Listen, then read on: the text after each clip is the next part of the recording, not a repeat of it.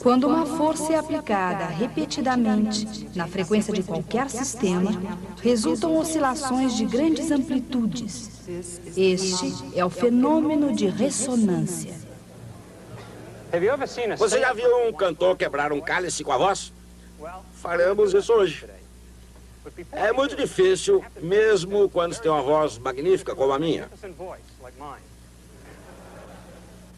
É preciso um cálice muito especial. Ele deve ser fino e delicado e produzir um som muito puro. Se você percuti-lo, deverá soar como pim e não como pan. Isso pode ser resumido em duas palavras. Muito caro. Foi por isso que pedi ao departamento de física que me comprasse um cálice muito caro. Eles me mandaram bater num copo de papel. Expliquei que era para uma demonstração. Nomearam um comitê, o qual se reuniu e discutiu o assunto. Finalmente, decidiram investir dinheiro suficiente na compra de um cálice muito caro que vou quebrar para vocês verem. Aqui está ele. Mas antes de fazê-lo, gostaria de explicar por que isso irá acontecer. Isso tem a ver com um fenômeno chamado ressonância.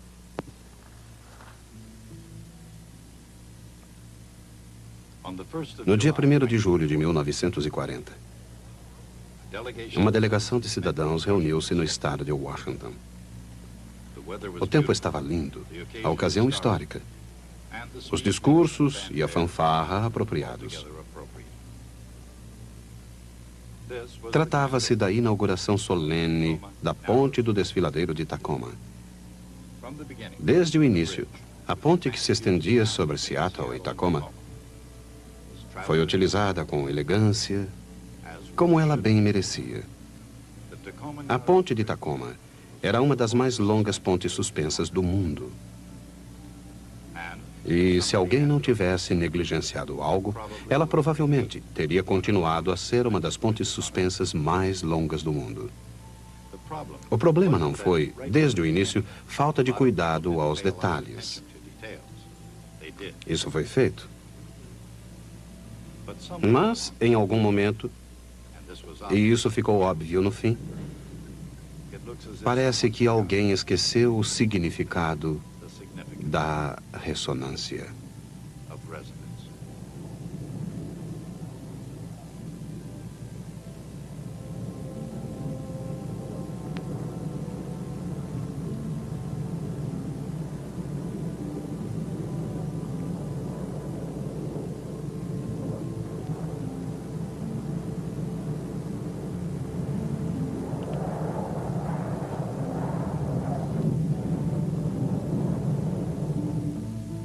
Ressonância.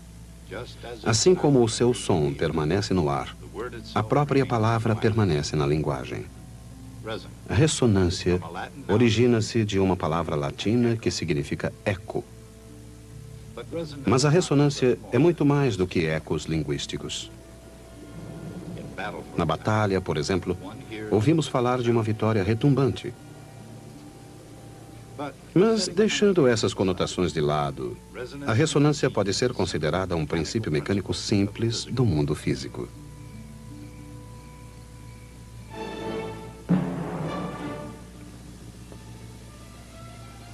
Sons agradáveis são geralmente agradáveis exatamente pela maneira como ressoam. É claro que o talento artístico é um fator importante, como também a composição, o cenário e o bom humor. Mas a ressonância é essencial. No caso de um violino ou de um violoncelo, as vibrações das cordas, com centenas e mesmo milhares de ciclos por segundo, fazem com que o corpo do instrumento vibre na mesma frequência. Cada vibração proporciona à caixa de som do instrumento um minúsculo impulso, de maneira que a caixa de som vibra em ressonância. Essas vibrações, por sua vez, excitam as vibrações ressonantes do ar dentro da caixa de som. A qualidade de um bom instrumento está precisamente em sua capacidade de produzir ressonância igual para cada nota tocada.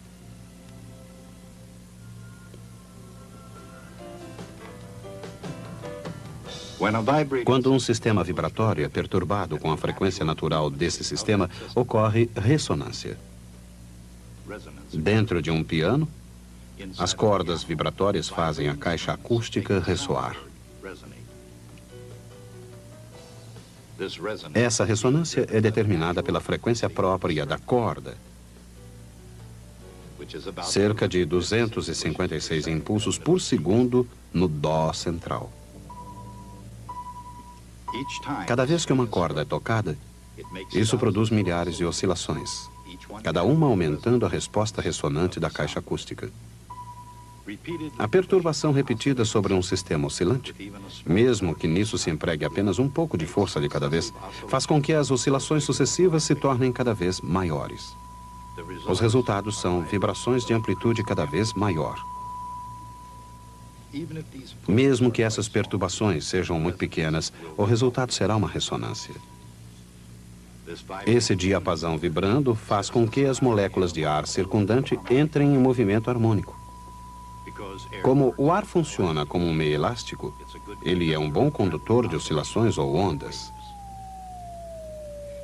Cada oscilação empurra o ar de forma delicada e rítmica, emitindo ondas na frequência própria do diapasão.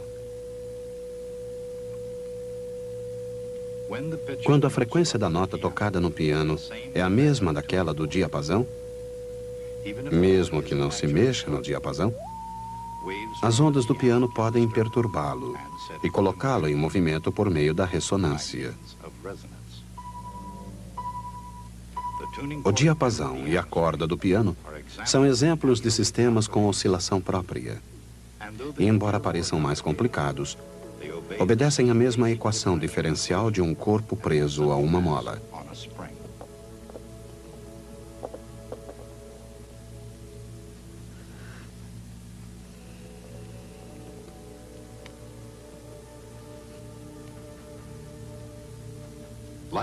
Como uma massa presa a uma mola, possui uma força interna, F, que se opõe naturalmente a qualquer perturbação, X. Isso equivale a uma equação diferencial, cuja solução é uma função senoidal, representando oscilações numa frequência própria ômega zero,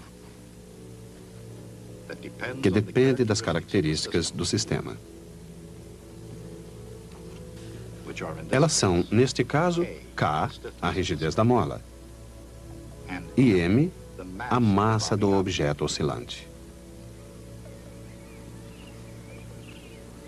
Este é outro sistema oscilante com uma frequência própria. De fato, a criança e o balanço são uma espécie de pêndulo. A frequência pode ser 1000 vezes menor do que a frequência de um som audível, mas o princípio é o mesmo.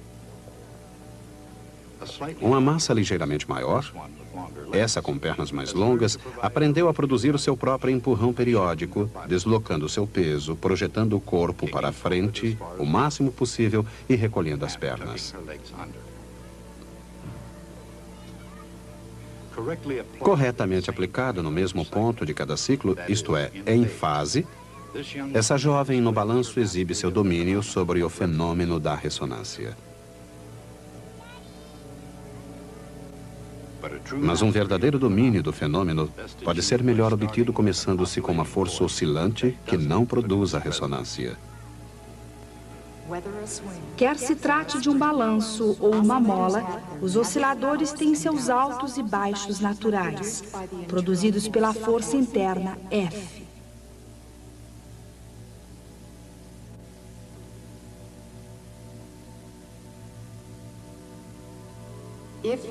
Quando uma força adicional, proporcional a F0, é aplicada com uma frequência ômega diferente, o resultado é um movimento mais complicado.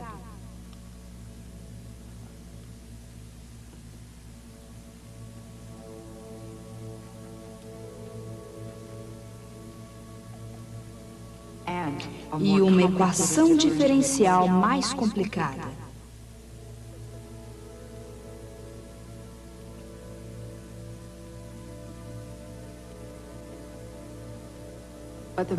Mas o movimento consiste realmente de apenas dois movimentos simples reunidos, que resolvem a equação diferencial.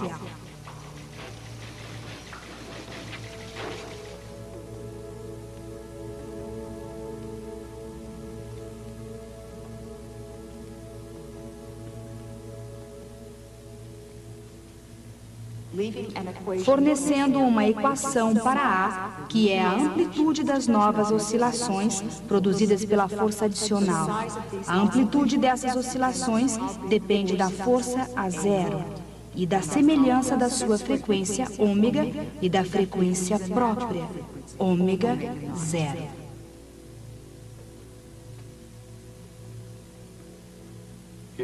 Aqui estão alguns elementos-chave da ressonância. Uma voz possante, o controle primoroso da frequência. Será que a voz de Ella Fitzgerald é capaz de quebrar esse cálice e um sistema oscilante? Quer se trate de um cálice ou uma mola, a amplitude das oscilações forçadas é sensível à frequência. Uma força numa frequência baixa, ômega, impulsionando um oscilador de frequência própria, ômega 0, produz vibrações complicadas, embora minúsculas. Numa frequência mais alta, as vibrações ficam um pouco maiores.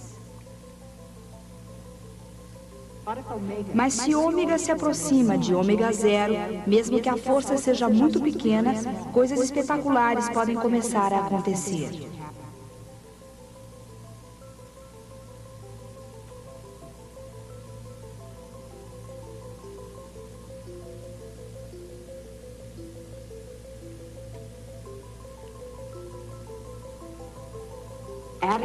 Somado ao movimento natural, uma força de baixa frequência produz seus efeitos.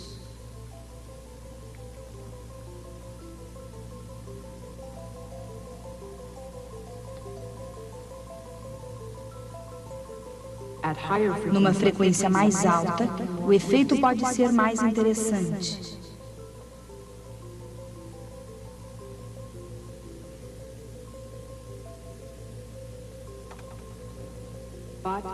Mas se ômega se aproxima de ômega 0, o efeito pode ser decididamente arrasador.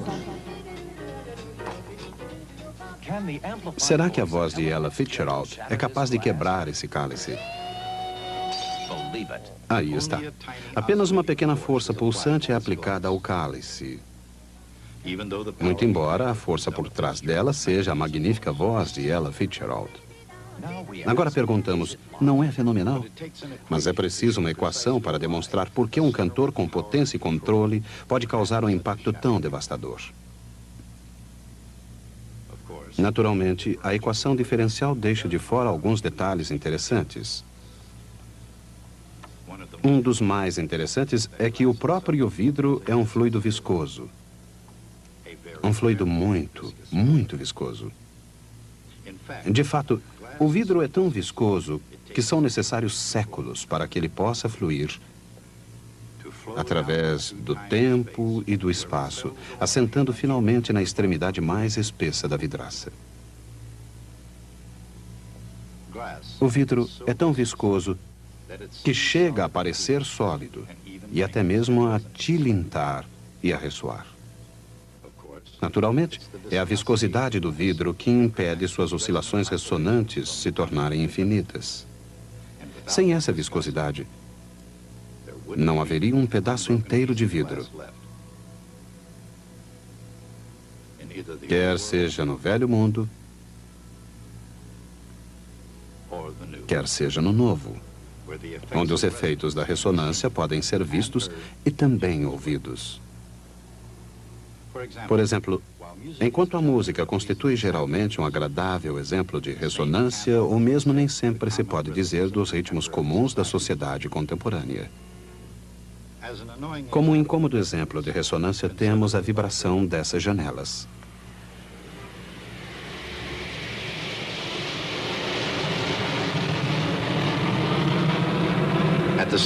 Ao mesmo tempo, no entanto, enquanto as vidraças podem distrair a atenção do ouvinte, O atrito interno e a viscosidade normalmente impedem que elas se quebrem.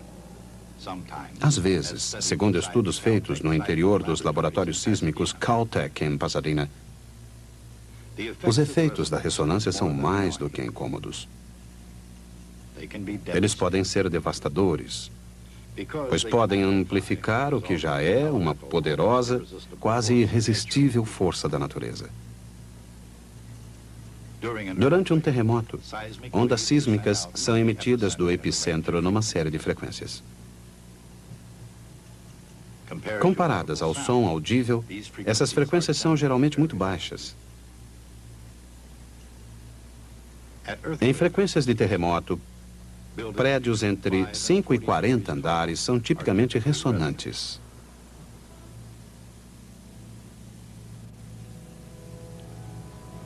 Quando esses prédios de maquete são perturbados numa determinada frequência num terremoto simulado, um ou outro sofre uma vibração ressonante, dependendo da frequência. De maneira geral, uma estrutura complicada, como um prédio, irá estremecer ou se retorcer em determinado número de frequências próprias. Os engenheiros podem reduzir ao mínimo as respostas ressonantes, projetando sistemas de amortecimento e de absorção de energia no prédio. Obedecendo rigorosamente às leis do terremoto, uma estrutura tem uma chance de resistir à destruição de suas próprias bases.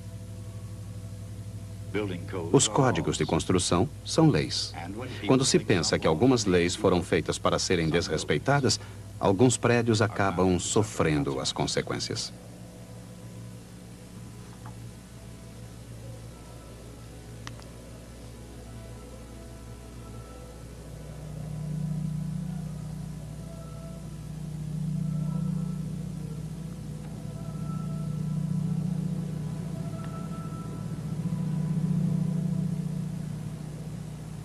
Esses sons, produzidos pelo vento sobre o fio, são outro efeito da ressonância. Esses fios cantam sua canção vibrando numa frequência própria. Porque, mesmo para fazer algum som simples, o fluxo de ar num fio esticado percorre alguns caminhos bem complexos. Os fios de telefone talvez só cantam em histórias de mistério, onde suas letras lúgubres se harmonizam com o vento uivante. Mas se os fios de telefone realmente cantassem, sua canção seria uma composição do fenômeno da ressonância e do vento onipresente. No caso de um vento forte, o fluxo de ar normalmente estável em torno de um cilindro, esse fio, por exemplo, torna-se instável. À medida em que o vento tenta abraçar o vazio atrás do fio, para evitar um vácuo, redemoinhos começam a soar. Dentro de pouco tempo, os turbilhões começam a descascar o fio, criando um modelo de fluxo previsível. Um furacão sempre impulsiona um pouco o fio. Quando o vento atinge uma certa velocidade, os vórtices começam a soar com a frequência ressonante do fio, colocando-o em movimento. O efeito é conhecido como harpa eólica. A habilidade necessária para afinar essas cordas foi transmitida pelos eólicos, as antigas tribos gregas que fixaram-se no litoral da Ásia Menor. Mas a técnica exigida para se tocar a harpa eólica provém dos dedos mágicos do vento, quando o ar sopra entre as cordas. O princípio da harpa eólica, o fenômeno chamado ressonância, explica a dramática canção dos fios ao vento.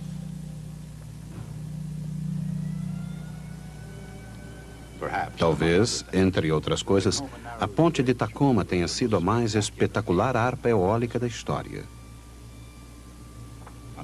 Infelizmente, sua apresentação inicial duraria apenas 4 meses. Durante esse tempo, foi uma bela ponte. Bela, mas um pouco estranha. Antes mesmo de concluída a construção, as pessoas começaram a observar seu comportamento peculiar. Isso porque, mesmo com uma leve brisa, a ponte era percorrida por ondulações. Depois de algum tempo, um dos humoristas locais lhe deu o nome de Gert Galopante. Por motivos óbvios, o nome pegou pelo menos até 7 de novembro de 1940. Naquela época, como ainda hoje, Seattle e Tacoma eram cidades muito dedicadas ao esporte. Durante 4 meses, atravessar a ponte tornou-se um esporte regional nos dias de ventania. Enquanto alguns diziam que a sensação era de andar numa montanha-russa, outros achavam um pouco embaraçoso ver o carro da frente desaparecer. Ninguém sabe ao certo quão popular esse esporte foi, nem até que ponto ele pode ter se espalhado pelo país. No dia 7 de novembro de 1940, os ventos eram relativamente moderados, cerca de 65 quilômetros por hora. Surgiu então uma novidade. Em vez de ondular, a ponte começou a se retorcer. Um vento de 65 quilômetros por hora não é muito forte, mas era forte o suficiente para fazer com que a ponte começasse a se retorcer violentamente. E às 11 horas, ela desmoronou.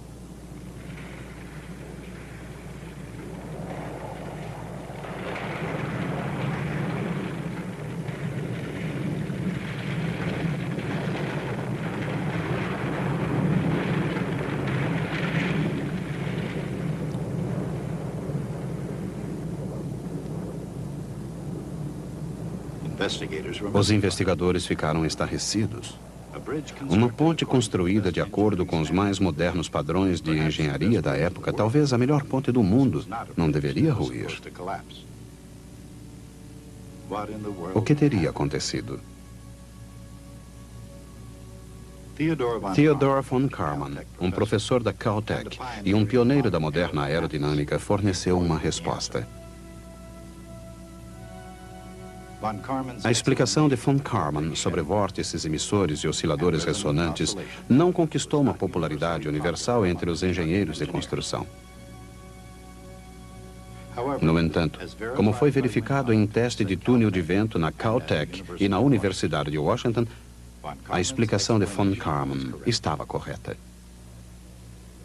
E desde então, nenhuma ponte de grandes dimensões é construída sem que passe primeiro pelo teste do túnel de vento.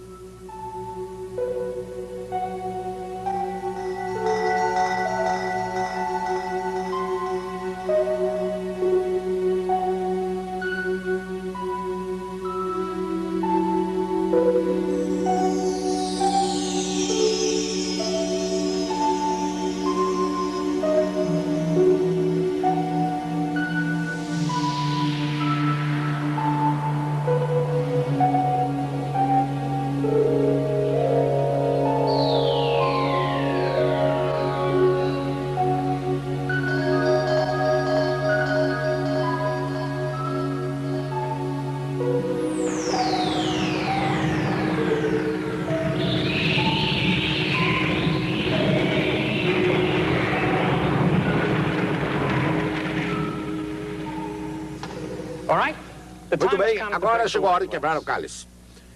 Mas não farei isso com a minha voz. Meu contrato com o Metropolitan não permite. Existe mais um outro problema. Isso exige prática e eu só disponho de um cálice. Assim tentarei primeiro usando esse Becker comum. É assim que a coisa vai funcionar. Isso aqui me substituirá e produzirá um som puro. Isso fará o Becker vibrar. Esse microfone registra o que faz o Becker. O que sai do microfone aparece nesse osciloscópio. Representa o que o Becker faz. Viu? Muito bem. O que preciso fazer agora é aumentar o volume. E isso faz o Becker vibrar. O Becker está vibrando. Mas não muito, porque não consegui ainda a frequência correta. Ele precisa estar na frequência ressonante do Becker a fim de vibrar o suficiente para poder quebrá-lo. Vou sintonizar na frequência adequada.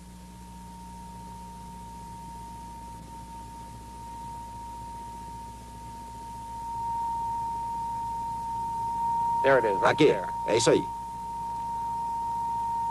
Muito bem. Bem, agora tudo que preciso fazer é aumentar o volume e o Becker irá se quebrar. Seus ouvidos vão doer um pouco, mas não se impressione. Atenção, hein?